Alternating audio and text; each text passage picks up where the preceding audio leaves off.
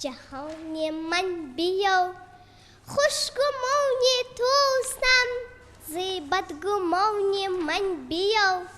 حیف کردم من جوانی رو به بی عشقی دریغ، فصل پیری اومده یار جوانی من بیا. در خزان افشان گل افشان تو می باید مرا، در بهاری من نبوده در خزانی من بیا. با وصالی دست نورس مثل دامانی افق، گر به دستم نیستی در داستانی من بیا. تا بدانی چیست قدر سوختن‌های خموش، بر زمینی دردهای آسمانی من بیا. بعد مردن هم درون گوری تر عشق مرا، خاک میداند بیا بر خاکدان من بیا. شعر از لاهوتی. شاد بمان ای هنری رنجبر، شاد بمان ای هنری رنجبر، ای شرفی دیده ای نوعی بشر. ای زی تو آباد جهانی وجود، زنده بود ارکی وجودت نبود. دولتی شاهان اثری گنج توست، راحتی ایام ثمری رنج توست. گر تو دو روزه ندهی تن بکار، یکسره نابود شود روزگار. باعثی آبادی ای عالم تویی، رنج بر را معنی ای آدم تویی. یار مسجاهی هم صلح و صفا کن، یار مسجاهی هم صلح و صفا کن. جفا دیگر بس است آخر وفا کن. یار مسجاهی بوتی تاجیکی من، کمر باریکی من. بیا نزدیکی من، شام تاریکی من. صلح و صفا کن، جفا دیگر بس است آخر وفا کن. یار مسجاهی تو تا زلف پریشان شانه کردی، مرا یک بارگی دیوانه کردی. اگر جادو نئی با این بزرگی، در دل تنگ من تو خانه کردی. یار مسجاهی ای باعث ایجاد دنیا برخیز، ای باعث ایجاد دنیا برخیز. ای جمله عالم از تو برپا برخیز، ای کردگار تمام اشیا برخیز. ای تو دعی زحمت کش از جا برخیز. دیگر نفس نیست، فریاد رس نیست، فکر تو کس نیست جز دو دستی پرزور و دو بازوی توانا برخیز. اشراف از رنج تو راحت گشته‌اند، تو جور صاحب جاه و مکنت گشته‌اند. شاهان خدیو ملک و دولت گشته‌اند، تو خود اسیر ظلم دارا برخیز. اینجا یک غزل داری؟ ما سال خورده هستیم یا سال خورده ما را؟ بله میدونم. غزلی کی؟ از لایق شدنی استاد. مرحبا. ما سال خورده هستیم یا سال خورده ما را. ما عمر برده بر سر یا عمر برده ما را. ما جان سپار بودیم در حاجتی زمانه، یا عزم جان سپاری آسان سپرده ما را. با یاری این نرپستان خفتیم غافل از آن، همچون انار شیرین دستی فشرده ما را. راه دراز طی شد در عمر کوته ما، راه فسرده کردیم یا ره فسرده ما را. در پیش چشم خورشید ارچند کم نبودیم، کم دیده چشم کم بین کمتر شمرده ما را. گم کرده های ما را هر زنده دل بیابد، دل مردگان ولیکن خوانند مرده ما را.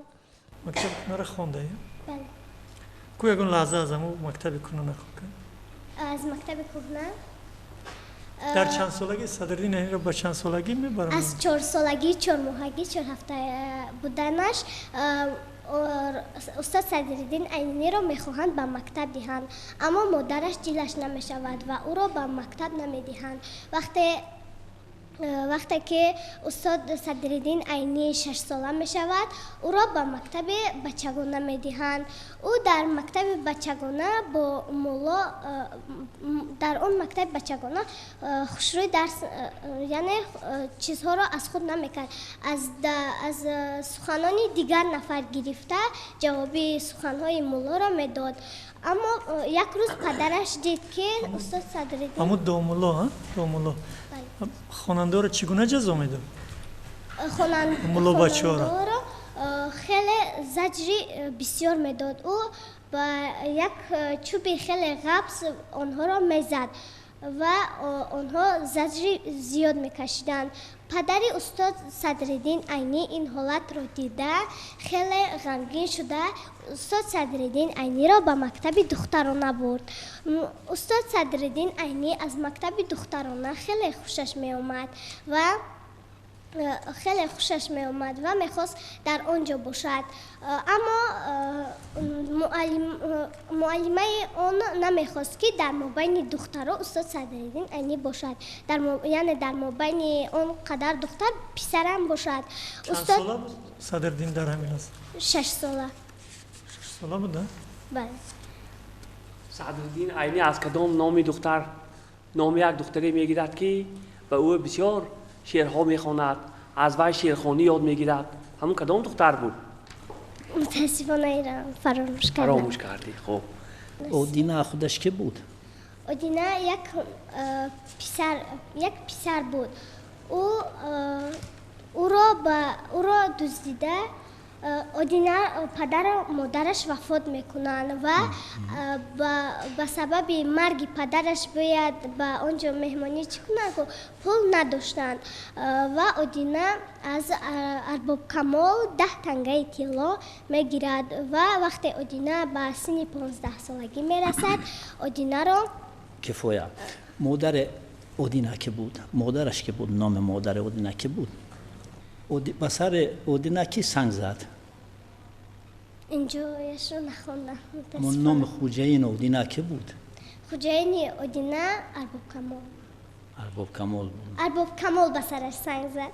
ارباب کمال. یک قسمی اودینا رو خونده بودم. تا آخران اودینا چی کار میشود؟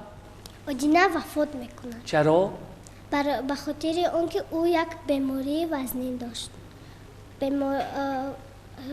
اودینا از دست ارباب کمال میگریزد و در یک جا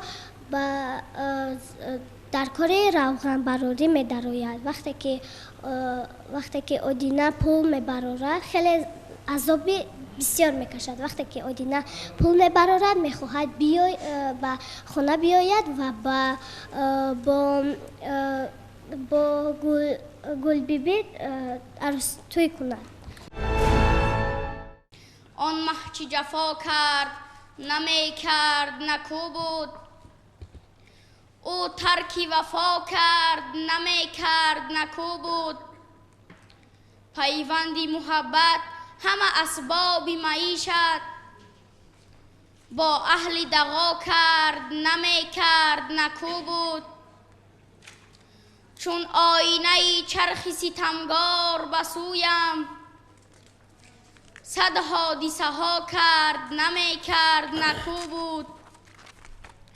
تا کشته شود مرغ دلم گشت اسیرش، ناکشته رها کرد نمی کرد نکو بود. حاجی به غم و درد تو بود از همه فارغ، دردش کی دوا کرد نمی کرد نکو بود. جو یک بیت خونده نشد و یک مصرع خطا خوندی تو. چون قاعده چرخ ستمگار بسویم. بله. چون نهادم پای خود را بر سر خاک وطن. چون نهادم پای خود را بر سر خاک وطن، بارها بوسیدم از رخساره پاک وطن.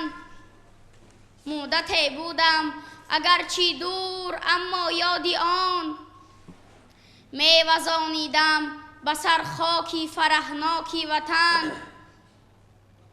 خویش را می بینم اکنون باز در آغوش او، باز می خوانم سرودی تازه در گوش او، باز می گیرم نفس من از هوایی بی‌غبار، باز می نوشم من آب از چشمه پرجوش او. شادم اما می خورم غمهای خلقی دیگره، در نظر می آورد تا راج گشته کشوره. خلق هندوی ستمکش را رسان از ما سلام، ای سرودی من اگر داری تو هم بالو پره. بیا باران، بیا باران که من فردا جهان را تازه و سیراب می خواهم. بیا باران که من امشب به حزن الله‌هایت خواب می خواهم. بیا باران که آوایت به گوشم قصه های کهنه را تکرار می سازد. صدایت چون صدای خسته افسونگرانی پیر مرا از خوابهای غفلتم بیدار می سازد. بیا باران مرا در خانه ام پابندی غمها کن، بلغژان روی آبی را بر روی شیشه ها یک دم و اندوهی مرا در چشمهای من تماشا کن. بیا باران برایم گریه کن مانند یک خواهر که امشب هیچ کس مانند من تنهای تنها نیست، که امشب در تمامی خانه های شهر تو را مانند من، که امشب در تمام کوچه های شهر، خانه های شهر، کوچه های شهر است. مرحبا.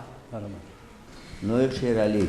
وطن سر می شود از گهواره، وطن سر می شود از گهواره، ز شیری پاک و از پیستانی مادر. وطن سر می شود از آن تواره که آن را ساخته دستانی مادر. وطن بهبودی و بهروزی ایماست، وطن خوشنامی و فیروزی ایماست. وطن یک پاره نوری الهی است، شب افروزی شبستانی من و توست. صحبتت را ای پدر پزمان شدم، حکمتت را بیشتر پزمان شدم. کاش زود آیم نصیحت بشنوم، پندت والا گذر پزمان شدم. گرچه بود پزمانی ای من به حساب، من 200 باری دیگر پزمان شدم. حولیت بهتر زی 100 بستان سرا، من به آن حولی و در پزمان شدم. ای سراپایت همه فضل و خیرت، ای کلامت کانیزر پزمان شدم. من که خیراندیش هستم بهر تو، باز خیراندیش تر پزمان شدم. از صوت بلاغزاده کدام رومان رو خوندید؟ رومانی واسه همین واسه خودش که بود؟ واسه مرد یک قهرمان. پیش از اون که همچون قهرمان پذیرفته شد کی بود؟ همچون شخصیت چیکار میکرد؟ در کجا زندگی میکرد؟ او در غریبی، در کجا؟ شهر سبز یا سمرقند؟ اشور. اشور ها؟ همین اشور چیکار میکرد؟ اشور کسل بود وقتی واسه او رو بدید. اشور بیمار بودم چه نه؟ بیمار. واسه چیکار میکرد؟ نسبت اشور چی خوبی میکرد؟ واسه میراد و گوشت میخرد، میارد به صاحب خانه میدهد، میگوید که به همین اشور شوربا پس. انا عاقبت حال اشور چی میشود؟ اشور میمیرد. میمیرد ها؟ بله. بعد عاقبت از اشور چی میراث میمونه؟ از اشور تنگه،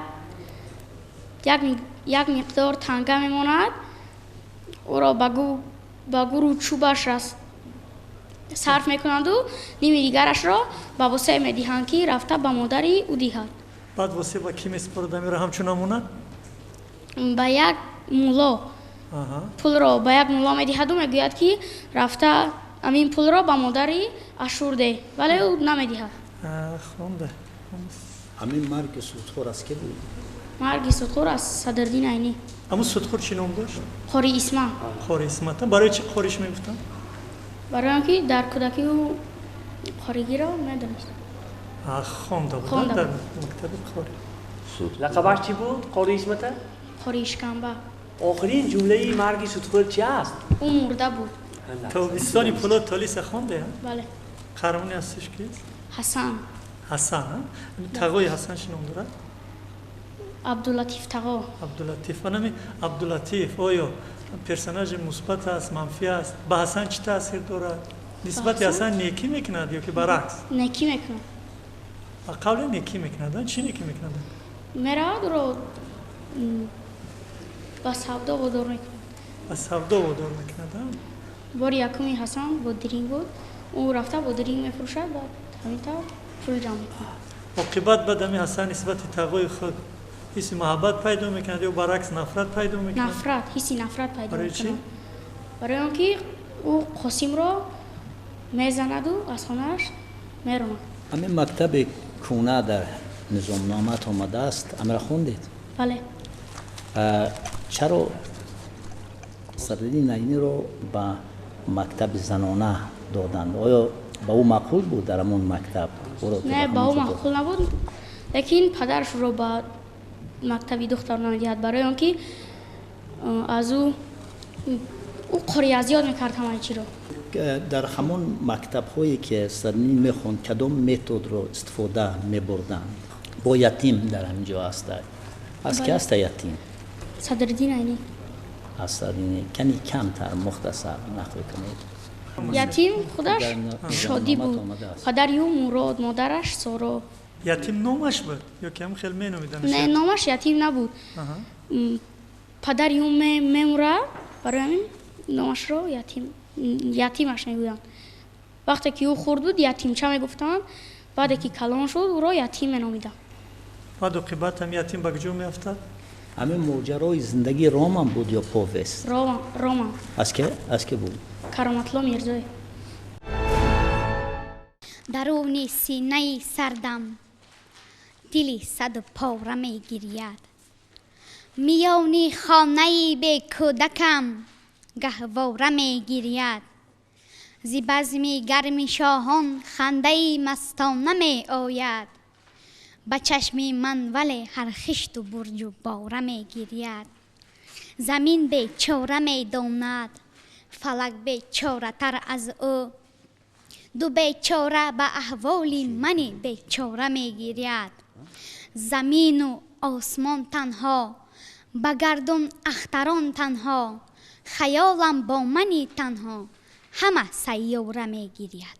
навбаҳор омад куҷои гулбаҳори ман биё. навбаҳор омад куҷои гулбаҳори ман биё. манигар аз ман канора бар канори ман биё. нест ғайри дурият аз толеи пешониям. чашми ту бо норизоӣ мекушад охир маро. ёри маро бевафо гуфтан хатост. аз муҳаббат ношно гуфтан хатост. нағз донад маънии ҳар як нигаҳ. нуқтаҳояшро хато гуфтан хатост. این غزل است کو باران بریزد از بام خانه. من انتظارم در آستانه. امروز و امشب مال من و توست. ای به خبر آی این سنیحانه. از عمر کوتاه اندیشه بنمای. تا کی جدایی تا کی بهانه. از به هواداران زبان تاجیکی ممی قناعت. بچگیم بیکس و تنها گذشت. با درو با خوشه چینی ها گذشت. بچگیم به کس و تنها گذشت. با درو با خوشه چینی ها گذشت. مرا گهواره میگویند از داستان سروش ستالینگرادی ممی قناعت. مرا گهواره میگویند چون گهواره زرین. ولی من مادری بیچاره‌ام خاکم بدوش. هر زمان از زندگانی بشنوم پندی دیگر. کی درختی عمر دارد ریشه پیوندی دیگر. گر خردمند پشیمان رفت از روی زمین. باز در روی زمین رویت خردمندی دیگر. خلق به فرزندی عالمگیر عالمگیر نیست. باز یابد مادری تاجیک فرزندی دیگر. بس که کامی تاجیکان را با سخن برداشتند، باز آید شاعر و شعر و پساوندی دیگر. در زمانی که زمین و آسمان هم به خداست، به خودی یا به خدایی می کشد آخر مرا. اربیشه گمان مبر که خالیست از کی است؟ از استاد فاتح نیازی. چرا نامش اربیشه گمان مبر که خالیست؟ برای آنکه در همین اثر 3 دوره جنگ را به قید گرفته است. کدام دوره رو؟ کدام سالها رو در بر می گرفت؟ چند حکایه رو خواندید؟ 50 حکایه خواندم. 50. کنید نامش نام بر کنید. بعد از نزد ارباب کمال که میگریخت به کجا میرفت؟ به فرغانه گریخته به زواد پخته کار میکند آدینه و 2 سال کار میکند. باز برگشته به وطنش میآید که او را غارتگران دستگیر میکنند و پولهایی که داشت از دستش کشیده میگیرند و آدینه که بیچاره باز گشته به فرغانه میرود و کار میکند. در همین مدت او از بیبیش جدا میشود. وقتی که در همون زواد کار میکرد خیلی خود رو احساس میکرد نسبت به ارباب کمال؟ خیلی از کارهای ارباب کمال کارهای زواد به او کمتر خوبتر بود. آخر ارباب کمال او رو فقط میزد. اگر یگان گپ شود علمش را از آدینه بیچاره میگرفت. یک بار آدینه در کوه بود که او یک گوسفندی همان ارباب کمال بچه ها می افتد و 2 پای قفایش میشکند و دنبایش میدرد و برای همین آدینه را جزا میدهد ارباب کمال و آدما میآیند و میگویند که این کارت خوب نیست. ارباب کمال به آدینه میگویند که باز تو از آیا در همان زواد همخو را میزدند همون کارگرها؟ بله میزدن. اگر کار کردن نتوانی میزدن آنها را. همون آدینه به مقصد خود میرسد یا نه نمیرسد.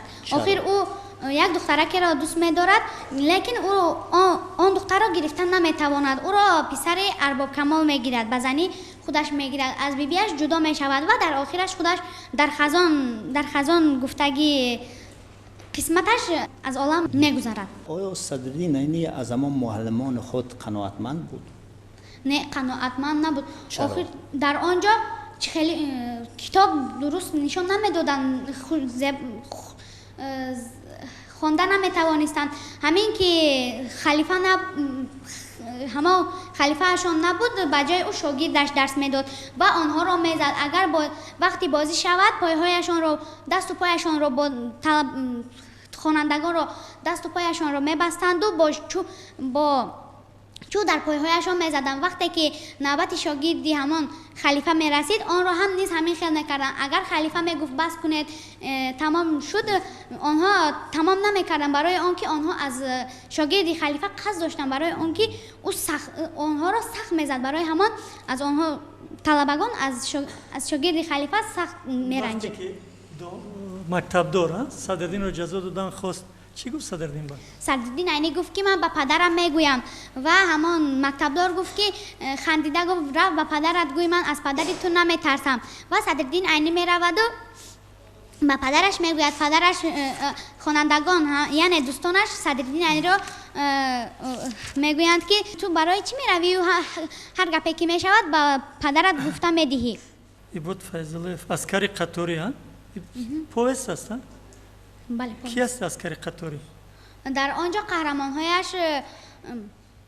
قهرمانهایش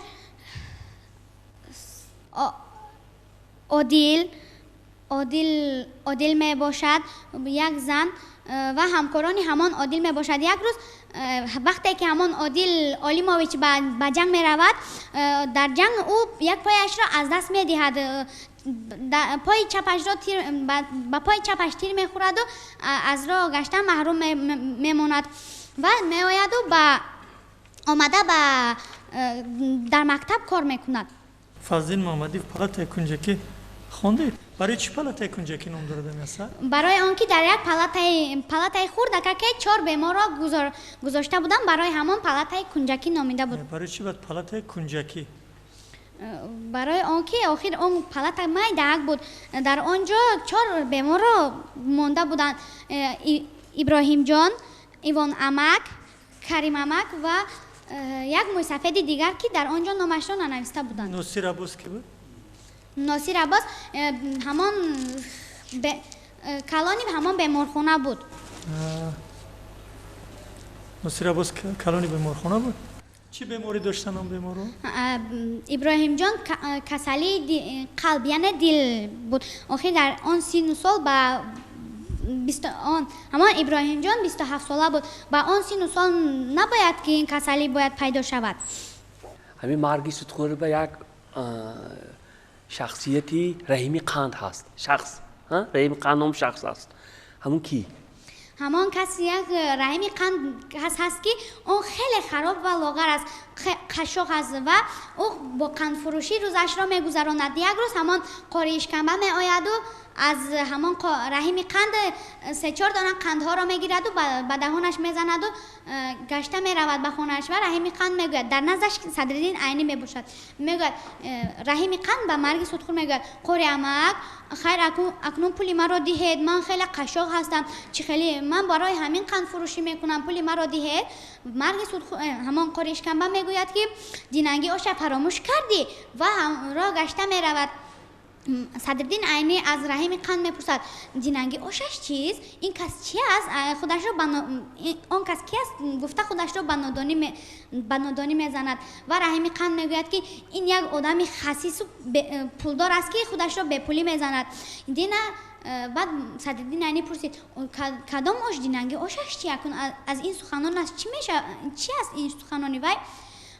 رحیمی قند گفت که دینا در یک جا توی بود، من با همان رحیمی قند تنبور می نواخت و گفت که من در آنجا تنبور نواخته ایستاده بودم و من همان قاری اشکمبه رفته با مهمانان همان تویدار آش خورد و وقتی که آدمان کمتر شدند بعد همان قاری عمک به نزد من آمد و گفت ای تنبور نوازی را کم کن، من به تو یک طبق آش میدهم بعد به خانه ما میرویم.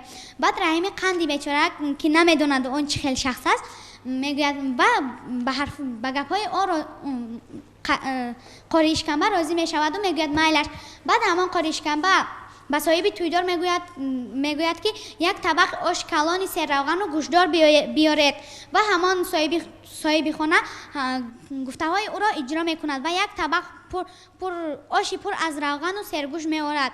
وقتی که رحیم قند یک لقمه به دهنش گیرد قاری اشکمبه 3-4 لقمه به دهنش میگیرد و همین خیل باز قاری اشکمبه گفت که به این شخص باز همین خیل یک طبق آشی پر بیارد، برویش یک نانی تنبور هم گذارد. خب فهمو میدونین فقط عقلش گوید که آخرش چی میشه؟ خانه‌اش رفته آش درآورده چیکار میکنه؟ خانه‌اش میرود و همه گوشت و روغن‌هایش را میگیرد و کم ترک در یک کاسه کم میدهد، کم ترک آش را میدهد و نان را هم کم ترکش را میدهد. بعد رحیم قندی بیچاره به خانه‌اش گشته میرود. کتاب آموزگاری روزگار است، رفیق دلنواز و دلگوار است. هر آن که با کتاب اندر سخن شد، سخن پرورده هر انجمن شد. آغاز دنیا را از چه باید جست؟ از کتاب. دلی من جان من عشق تو باشد. شعر از استاد لایق شیرعلی. دلی من جان من عشق تو باشد، گلی دوران من عشق تو باشد. ز شفقت سر به گردون ساده ام من، ره کیهان من عشق تو باشد.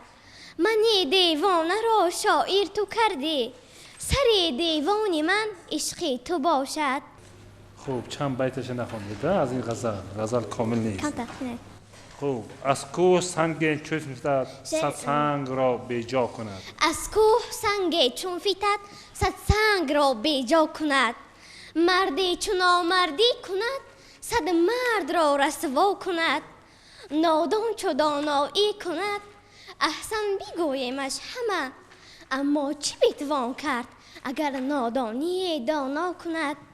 شفقی اگر سرکوب شد ناخوب شد ناخوب شد. از کور زفقی داد اگر استیزه با بینا کند. هر کس تواند رود را با جویها سازد جدا. آن کیست که از دریا دلی یک قطره را دریا کند. هر کس تواند مرده را بسپارد ز خاک. آن کیست که مرده را تاج سر دنیا کند. من با کسی هم داستان ای داستان ای راستان که امروز خود را تازینه فردا کنم. قربانی چشم روشنت من میروم نگوی. قربانی چشم روشنت من میروم نگوی. زارم به گرد دامنت من میروم نگوی. بر بهاد رفت خرمن دار و ندار من. میرم به موی گردنت من میروم نگوی. تا دستی تو برگردنم تا دستی تو برگردنم گردونی دستی تو. چشم من سیری ندارد از تماشای زمین. از آن نکرده؟ نه. نم باران چی یادت کرد؟ نم باران چی یادت کرد یادت میکنم. برگی گل چون بوی تو آورد یادت میکنم. درد عشقت مرد بود و قسمتم نامرد بود. من به قصد قسمت نامرد یادت میکنم. موبایلش ایادم برام. می دوستان ها سروش زمین ها؟ سروش استالینگراد زمین. سروش استالینگراد اما سروش یکم زمین. هم پرچه از یاد میدونی؟ همشنه. مرا گهواره میگویند کو؟ مرا گهواره میگویند چون گهواره زرین. ولی من مادری بیچاره ام خاکم. اگر طفلی برایم پا نهد شادم. اگر مردی فتد از پای غمناکم. چو مادر در عزا با سینه چاکم. نپندارید بی دردم به دور خیش چون سیاره جنبیدم. به هر یک خانه چون گهواره جنبیدم. چو مادر در عزا با سینه چاکم. یک چیستان گوید. چیستان؟ آن سوروم میزنی این سوروم میزنی گناه من چیست که شتم میزنی؟ جواب چی بود این جوابش؟ الک. اکنون یک تیز گوید. تیز گوید میدونم لیکن تیز گفتن نمیتونم. زمیره زیره کرد زیره ذخیره کرد. زمیره زیره کرد زیره ذخیره کرد. زمیره زیره کرد زیره ذخیره کرد. خب از اثرهای نثری چی خوندید؟ از رمان ها 10 رمان. چرا ننویسید اینجا؟ 10 رمان ناموشه. کمرامد نمبر کنید. از استاد اورون کوهزاد هیجا. باز از استاد اورون کوهزاد هم شهر هم کوهی بلد هم شهر عظیم. از رحیم از استاد رحیم جلیل آدمانی جاوید. از استاد جلال اکرامی دختری آتش. از استاد صدرالدین عینی مکتبی کهنه آدینه. از زمان استاد رحیم جلیل آدمانی جاوید. کدام قسمتش خوندی؟ چند قسمت داره آدمانی جاوید؟ گلرو کیست؟ گلرو همه دوست داشته پولاد. همه وقتی که پولاد از مسکو برمیگردد در را تق میزند. پدر و مادر او خیلی او را پزمان شده بودند. وقتی که در را تق میزند بعد مادرش میگوید کیست آنجا؟ بعد پولاد میگوید مادر جان منم پسر عزیزتون که چند سال انتظار بودید. بعد او را در رو باز میکنن و او را پیشواز میگیرن و وقتی که میشینن بعد گلرو خیلی خوشحال میشود که پولاد از همان جای کار آمده است و مادرش میگوید من روم یک پیاله چای آورم. بعد پولاد دستی مادرش را قپیده میگوید نه یک پیاله چای نیارم. من در همان باره که من در آن زمانهای چی کار کردم نقل میکنم.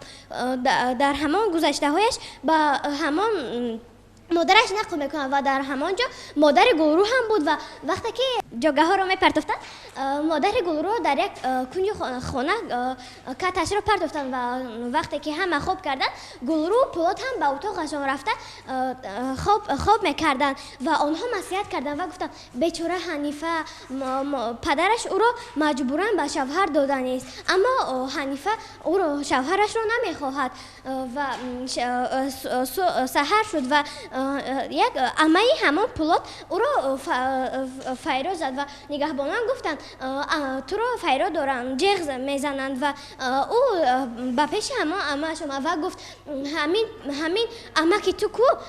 Амаки ту кор намекунад, бекор. Як рӯз амин як замин ёфта буд барои кор ки ҳамонро ҳам аз даст дод ва гуфт ки дар ҳамон зери коса як мушкилие ҳаст. мамлакатро файз бахшид пешво, миллатамро сулҳ овард пешво. дар тамоми мамлакатҳои ҷаҳон қадри тоҷикро барафрӯхт пешво. як замоне дар диёрам ҷанг буд, ҷанг байни миллати бонанг буд. миллатам гашта парешон дар ҷаҳон, муттаҳид онро бинмуд пешво.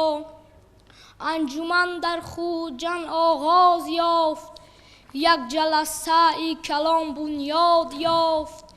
дар миёни вакилони мардумӣ чун ситора пурдурахшид пешво. хурд ба шири модари ҷонаш қасам, ҳам ба мулки тоҷикистон хурд қасам.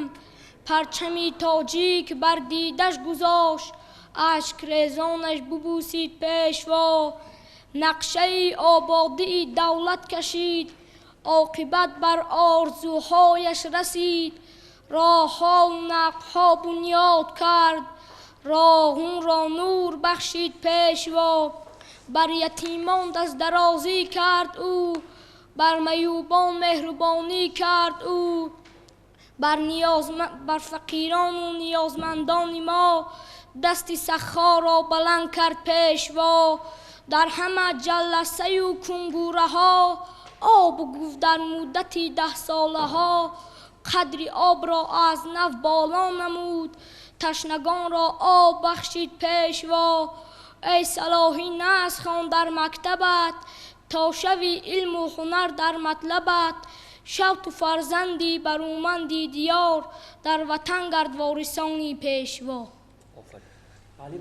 هر زمان قد میکشد از دل نهالی دوستی. از استاد پیرونقو ستاری.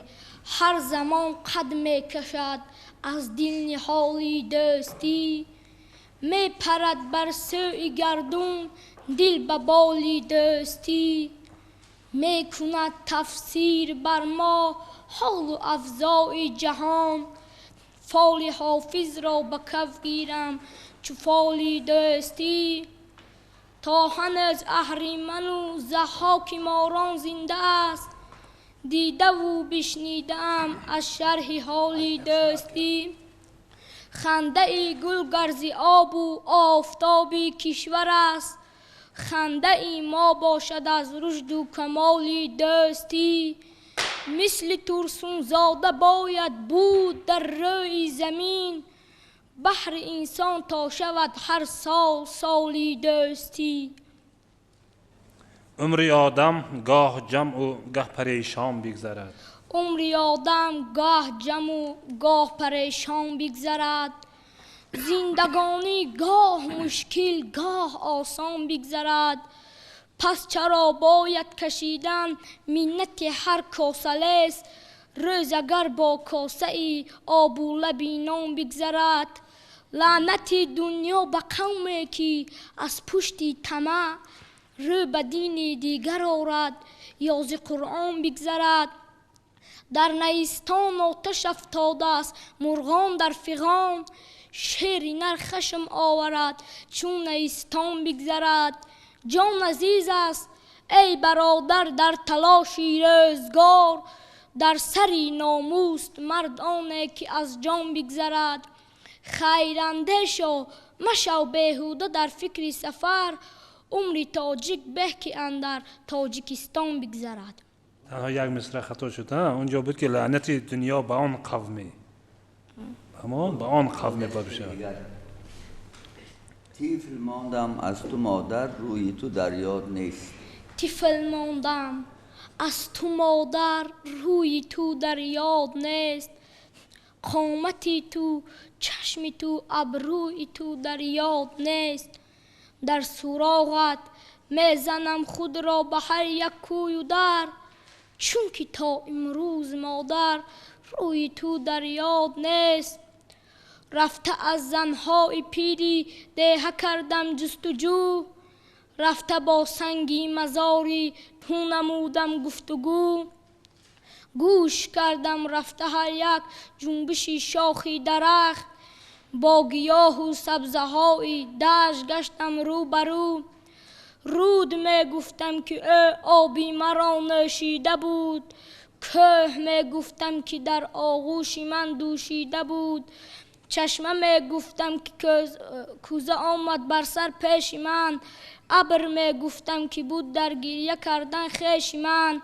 یک زنی دیگر که در ده بیش از 100 سال داشت، مادرت می گفت در کنج لب یک خال داشت.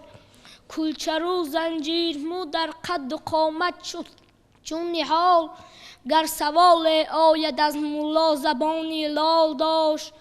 دوست دارم مادرم با یادی تو قشلاق را، رده های نقرگین و نیلگون آفاق را.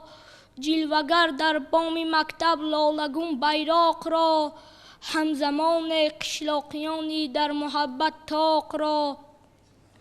شعر گویم آید از شعرم صدای مادرم، دیه گویم بر سرم آید هوای مادرم. سال خورده گرزن روز دوچار آید به من، گویمش که باش تا هستم به جای مادرم. بله. خانه امید دنیا کشورم، خانه امید دنیا کشورم. کشوری پهناور و بختاورم، زین سعادت رو به گردون ها برم. زین سعادت سر به گردون ها برم. حافظی شیرازی بهرو برم، حافظی آزادی بهرو برم. می سرایم صلح را در ساز صلح، تا شود دنیا پر از آواز صلح. صلح همچو خورشید تابان هر سحر، خورشید تابان هر سحر. می شود از کشوری من جلوگر، جمله عالم را دهد او زیب و فر. نور پاشد بر سری نوی بشر، می سرایم صلح را در ساز صلح، تا شود دنیا پر از آواز صلح. بهر آدم صلح در کار است صلح، نسل عالم را نگهدار است صلح. چون شفای جان بیمار است صلح، مادران را بخت بیدار است صلح. می سرایم صلح را در ساز صلح، تا شود دنیا پر از آواز صلح. بحر عالم، نسل عالم نمیشد، نسل آدم میشد. منطقته همین خدمه. بحر عالم صلح در کار است صلح، نسل آدم را نگهدار است صلح. شکل درست میخواد. یک روبایی خوان. چون پیر شدی زندگی هم دل بزن است، سرمایه فقط فغان و دردی بدن است. با عشق و هوس نمی کند کس نگاه، دیگر ز کجا هوسی زیستن است. یک دو بیتی خوان. دو بیتی. در دودوی زندگی بس علت خوردیم، 100 موی ز دست سخت قسمت خوردیم. شاید که نظر کرده قسمت نبودیم، زمره همه دم زهر ندامت خوردیم. روبایی بود کو؟ دو بیتی بود؟ دو بیتی یا روبایی بود؟ شدم پژمرده و دیگر نرویم، گلی باغی دل دیگر مبویم. گرفتاری خودم بودم همیشه، ز جور به کسی تنها بمویم. یک چیستم. توق توق صدا می کند، کاری به جا می کند. مرا نزن تو هر جا، مرا بزن تو بر جا. تا ندهد شکستت، تا نزند به دستت. از همین سرگذشت صابر کنی کمتر نقل کنید. کدام جا یک چند حکایه‌اش خوندی؟ سرگذشت صابر چند قسمش؟ پدرم، مادرم، بچه طلبیده گرفتگی. همین نشانه این بچه طلبیده گرفتگی چی بود؟ نشانهش چی نشانه داشت از بچه‌های دیگه با کدام خصوصیت ظاهرا فرق میکرد؟ یگان نشانه داشت؟ پسری طلبیده گرفتگی وای کوکول داشت. پسرهای دیگر از وای فرق میکردند. پسری طلبیده گرفتگی با مادرش میگفت که مادر بیاید همین کوکول ما را گیرید. مادرش میگفت که تو رو ما یک گوسفند میاریم و همون گوسفند رو میکشیم بعد همون کوکول تو رو میگیریم. پدر یعنی صابر کی بود که قسمت پدر بخوندی؟ عمر خان. چی؟ وای تا 40 سالگیش وای پدرش پهلوان بود. وای به پسرهایش نقل میکرد که پشت من تا حال زمین را ندیده است. وای یک مبارزه سخت بود. در ها مبارزه با حریفش خیلی مبارزه طول و دراز بود. وای در یک وقت وای همون حریفش را بلند برداشته به زمین زد و فیروز شد. وقتی که همین حکایه های پدرم به آخر می اومد می گفت که پشت پدرتان تا ها زمین را ندیده است. اما در سیمای صابر چرا تصویر نموده است؟ سرگذشت میرزادیکک ها؟ میرزادیکک چی بود که میرزادیکک وای یک بازیچه کافری بود. وای را پدرش از تاشکند آورده بود. وای را صابر خستشینک نام کرده بود. میرزادیکک بازیچه عجایب بود. وای را یک روز صابر با همراه جوره‌اش به مسجد میبرد. در مسجد مولای مسجد آن را دیده میگوید که چرا به پدرش را جنگ میکنه، چرا به پسرت این خیل بازیچه کافری آورده، این خیل مسجد را حرام میکند. صدرالدین یعنی یادداشت‌ها فقط همین قسمت پدرم خیبر خوندی ها؟ قسمت پدرم خیبر همین خیبر از مادر صدرالدین برای چی میرنجد؟ برای که وای خیبر پیش دیگ و طبق میرود و همون دیگ و طبق رو بوی میکشد و مادر صدرالدین یعنی وای رو میزند و از خیبر از وای قهر میکند و دیگر از دست مادر صدرالدین یعنی خوراک نمیخورد. لالچینی ها؟ لالچینی از استاد پولاد تالیس. لالچینی ها؟ لالچینی درباره کی نقل میکنه؟ لالچینی درباره دو پسرک ظفر و یوسف. آنها یک روز به لالچینی میروند. در آنجا آنها میروند یک سیل میاد. آنها در تک یک سنگ پنهان میشوند. سیل آمده و تار آنها میگذرد. آنها یوسف غفسک بود و ظفر خراب قد بلند بود.